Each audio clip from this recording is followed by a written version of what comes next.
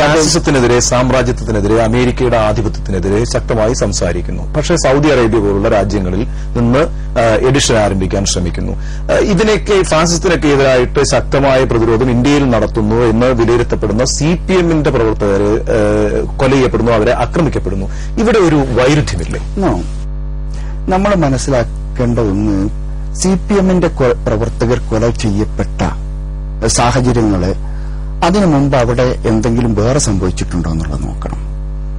ഒന്നും സംഭവിക്കാതെ വളരെ മാന്യന്മാരായി നടക്കുന്ന, രാജ്യത്ത് ഒരു കുഴപ്പമുണ്ടാക്കാത്ത വളരെ ഗാന്ധിയന്മാരായ ഒരു CPM പ്രവർത്തകനാണോ എവിടെങ്കിലും കൊല്ലപ്പെട്ടിട്ടുള്ളത്? ഓരോ സംഭവങ്ങളും എടുത്ത് സത്യസന്ധം ഒരു ഭാഗം മാത്രം നമ്മൾ പറയരുത്. നമ്മൾ പറയും ഒരു നീതിയുടെ ഒരു രാജ്യത്ത് നമുക്ക് എല്ലാവർക്കും ഒരുപോലെ ആയിരിക്കണം. ഞാൻ 5 ചേർത്താൽ 10 എന്ന് ഉത്തരം കിട്ടണം. ഉണ്ണി 5 ചേർത്താൽ 10 തന്നെയാണ്. പക്ഷെ ഞാൻ 5 ചേർക്കുമ്പോൾ 9 ആവാൻ പാടില്ല. ഇപ്പൊ നടന്നുകൊണ്ടിരിക്കുന്നതാ. എന്റെ 5 ചേർക്കുമ്പോൾ 9 ആവുകയും ഉണ്ണിയുടെ 5 ചേർക്കുമ്പോൾ 10 ആവുകയും ചെയ്യുന്ന രീതി ശരിയായ ഒന്നല്ല. എന്താണ് വസ്തുത? ആരാണ് ഇവിടെ അക്രമങ്ങൾ ഉണ്ടാക്കിയിട്ടുള്ളത്? ഇവിടെ കൈവെട്ടി തുടങ്ങിയിട്ടുള്ളത് ആരാ? കൊലപാതകങ്ങൾ നടത്തിയിട്ടുള്ളത് തലയറുത്തുകൊണ്ടിരിക്കുന്നത് ആരാ? ഇന്ന് എണ്ണി നോക്കൂ. നമ്മൾ കേരളത്തിലെ ജയിലുകളിൽ ശിക്ഷിക്കപ്പെട്ട കേസുകൾ ഓരോന്നെടുത്ത് പരിശോധിച്ചു നോക്കൂ. എത്ര എണ്ണം പോപ്പുലർ ഫ്രണ്ടിന്റെ പ്രവർത്തകന്മാരുണ്ട്? പ്രശ്നം അതല്ല. പ്രശ്നം രാഷ്ട്രീയമായ സംഘർഷവും രാഷ്ട്രീയത്തിനപ്പുറം നിൽക്കുന്ന മതപരമായ ചേരുവയും ഇതിലേത് ആണെന്നുള്ളതാണ്. കൊലപാതകം ഒരർത്ഥത്തിലും ന്യായീകരിക്കുന്നില്ല, സംഘർഷം ഒരർത്ഥത്തിലും ന്യായീകരിക്കുന്നില്ല. പക്ഷേ വ്യാപകമായ കുഴപ്പങ്ങളിലേക്ക് വിത്തുപാകുന്ന തരത്തിലുള്ള മതപരമായ സംഘർഷങ്ങളെ എത്രത്തോളം ഒരു പരിഷ്കൃത സമൂഹത്തിന് അംഗീകരിക്കാൻ പറ്റും? രാഷ്ട്രീയമായ ഇതിനെ എങ്ങനെയാണ് പരിഷ്കൃത സമൂഹത്തിന് അംഗീകരിക്കുക? എന്താ കണ്ണൂരിൽ നടന്നത്? ഫുട്ബോൾ ഗ്രൗണ്ടിലെ ഗോള് പോലെയല്ലേനോ തലകളർത്തുകൊണ്ടിരിക്കുന്നത്? ഇവിടെ മതപരമായ ഒരു പ്രശ്നത്തിന്റെ പേരിൽ ഇവിടെ സംഘർഷമുണ്ടായിട്ടില്ല. പോപ്പുലർ ഫ്രണ്ട് ഓഫ് ഇന്ത്യ മതപരമായി ഇടപെട്ടു എന്ന് പറയുന്ന ഏത് സംഘർഷമാണ് ഉണ്ടായത്? നമുക്ക് പോളറൈസേഷൻ ഉണ്ടാക്കാം, പക്ഷേ നമ്മൾ കത്തിച്ചെറിയുമ്പോ അത് തിരിച്ചെടുക്കാൻ കഴിയില്ല എന്ന ബോധമുള്ളവരാ ഞങ്ങള്. പക്ഷേ ആ കത്തിച്ചെറിയൽ ഇവിടെ നടത്തിക്കൊണ്ടിരിക്കുന്നത് ഇന്ന് രാഷ്ട്രീയ പാർട്ടികളാണ്. ഇറ്റുവീഴുന്ന ചോരയിൽ നിന്ന് നക്കിക്കുടിച്ചുകൊണ്ട് രാജ്യത്ത് അസ്വസ്ഥതകൾ ഉണ്ടാക്കാൻ ശ്രമിക്കുന്നത് രാഷ്ട്രീയ പ്രസ്ഥാനങ്ങളാണ്. കോൺഗ്രസ് ആണോ CPM ആണോ മുൻപന്തിയിൽ? എല്ലാവരും ഒരുപോലെയാണ്. നിങ്ങളുടെ സമീപനം ഈ പാർട്ടികളോട് എന്താണ്? കോൺഗ്രസ് ഉണ്ടായാലും CPM-ഉണ്ടായാലും ശത്രുതാപരമായ ഒരു സമീപനം പോപ്പുലർ ഫ്രണ്ട് ഓഫ് ഇന്ത്യക്കില്ല. ഞങ്ങൾ ശത്രുക്കളായിട്ട് കാണുന്നത് ഇന്ത്യ രാജ്യത്തിന്റെ ശത്രുക്കളെയാണ്. ഇന്ത്യ രാജ്യത്തിന്റെ ശത്രുക്കൾ എന്ന് പറയുന്നത് രാഷ്ട്രീയ സ്വയം സേവക സംഘം ഉൾപ്പെടെയുള്ള രാജ്യവിരുദ്ധ പ്രവർത്തനം ഓരോന്നോരോന്ന് തെളിഞ്ഞുകൊണ്ടിരിക്കുക.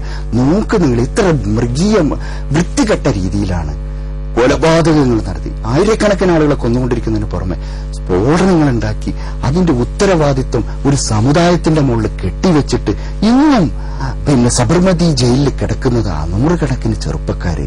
ഹൈദരാബാദിലെ മക്ക മസ്ജിദിന്റെ പേരിൽ 100 കണക്കിന് ചെറുപ്പക്കാർ ഇപ്പോഴും പുറത്തു വരാതെ കിടക്കുന്നുണ്ട്. അവർ ചെയ്ത കുറ്റവാളികൾ ആരാണെന്ന് തെളിഞ്ഞിട്ട് പോലും പുറത്തു വരാതെ നിരപരാധികൾ കിടക്കുന്നു.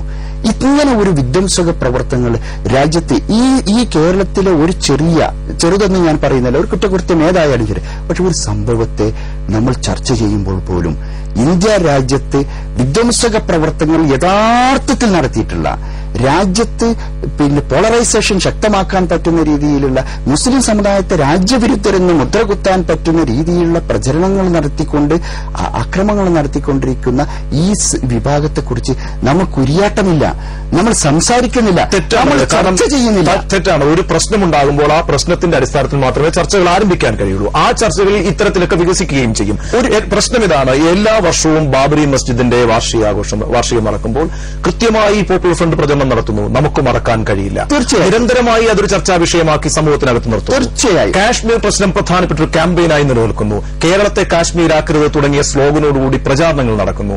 ഇത് എത്രമാത്രം നല്ലതാണ് ഒരു പൊതുസമൂഹത്തിന്? തീർച്ചയായിട്ടും ബാബറി മസ്ജിദ് മറക്കില്ല. ബാബറി മസ്ജിദ് പുനഃസ്ഥാപിക്കുക എന്നുള്ളത് ഇന്ത്യയിലെ മുസ്ലിങ്ങളെ സംബന്ധിച്ചിടത്തോളം അടിസ്ഥാനപരമായ ആവശ്യമാണ്. അത് പുനഃസ്ഥാപിക്കുന്നത് വരെ ഈ രാജ്യത്ത് നീതി നടപ്പാവില്ല എന്നാണ് ഞങ്ങൾ കാഴ്ചപ്പാട്. അക്രമമല്ലേ ചെയ്തിട്ടുള്ളത്? അത്തരം ആളുകൾ ഇന്ത്യൻ പാർലമെന്റിൽ ഇരുന്നുകൊണ്ട് നമ്മുടെ ജനാധിപത്യത്തെ വെല്ലുവിളിച്ചുകൊണ്ടിരിക്കുന്നു. അവർക്ക് ഒരു മിനിറ്റ് പോലും ഒരു തുറുങ്കിലേക്ക് കടക്കാൻ പറ്റുന്ന നീതി ഇവിടെ ഉണ്ടാകുന്നില്ല. അബ്ദുൽ നാസർ മഅ്ദനി വീണ്ടും വേട്ടയാടപ്പെടുന്നു. ഒരു രാജ്യത്ത് രണ്ട് നീതി ഉണ്ടാകാൻ പാടില്ല എന്ന് പറയുന്നത് ഉണ്ണി എന്താണ് തെറ്റ്? എന്റെ ചോദ്യം ഇവിടെ ഇതാണ്. താങ്കൾ ഇപ്പോൾ പറഞ്ഞ കാര്യങ്ങൾ ഞാൻ വ്യക്തമായി ശ്രദ്ധിക്കുകയുണ്ടായി. ഈ പ്രചാരണമാണ് താങ്കൾ മുസ്ലിം സമുദായത്തിനുള്ളിലെ യുവസമൂഹത്തിനിടയിൽ നടത്തുന്നത് എങ്കിൽ അവർക്കുണ്ടാകാവുന്ന വികാരം അത് ജോസഫ് സംഭവമായി പരിവർത്തിക്കാം. നിങ്ങൾക്ക് യാതൊരു നിയന്ത്രണവുമില്ലാത്ത വിധത്തിൽ സമൂഹത്തിന്റെ വിവിധ ഭാഗങ്ങളിൽ ഇത്തരത്തിലുള്ള ആക്രമണങ്ങൾ ഉണ്ടാകാം. അത്തരത്തിലൊരു സാഹചര്യം ഉണ്ടാകുന്നതിനെ പോപ്പുലർ ഫ്രണ്ട് സ്വാഗതം ചെയ്യും. മിണ്ടാതിരുന്നാൽ കൊണ്ടുതരുമോ? 63 കൊല്ലക്കാലം ഞങ്ങളെ ഈ ജനവിഭാഗങ്ങൾ കാത്തിരുന്നു. എന്താ കൊണ്ടുതന്നത്? എന്താ കിട്ടിയിട്ടുള്ളത്? കൂടുതൽ പാർശ്വവൽക്കരിക്കുകയാണ്, കൂടുതൽ മാർജിനലൈസ് ചെയ്യുകയാണ്. പൊതുധാരയിലേക്ക് വരരുത്, നിങ്ങൾ പൊതുധാരയിലേക്ക് വരാൻ പാടില്ല, ഞങ്ങളുണ്ട് ഇവിടെ, നിങ്ങൾ അവിടെ നിൽക്ക് എന്ന് പറയുന്ന രീതി അല്ല ഇവിടെ CPM സ്വീകരിക്കുന്നത്, അല്ല ഇവിടെ കോൺഗ്രസ് സ്വീകരിക്കുന്നത്. ഒരു കൂട്ടം മാധ്യമങ്ങൾ ഉപയോഗപ്പെടുത്തി ഇന്റലിജൻസും ചെയ്യുന്ന അതല്ലേ? ഞങ്ങൾ പൊതുധാരയിലേക്ക് വരട്ടെ, ഞങ്ങളെ അക്സെപ്റ്റ് ചെയ്യൂ. ഒട്ടേറെ സംശയങ്ങൾ, ആശങ്കകൾ പോപ്പുലർ ഫ്രണ്ടിനെ കുറിച്ച് ഉന്നയിക്കപ്പെട്ടിരിക്കുന്ന ഒരു രാഷ്ട്രീയ സാഹചര്യത്തിലാണ് താങ്കൾ ഈ ചർച്ചയിൽ പങ്കെടുത്തത്. നന്ദി. Thank you.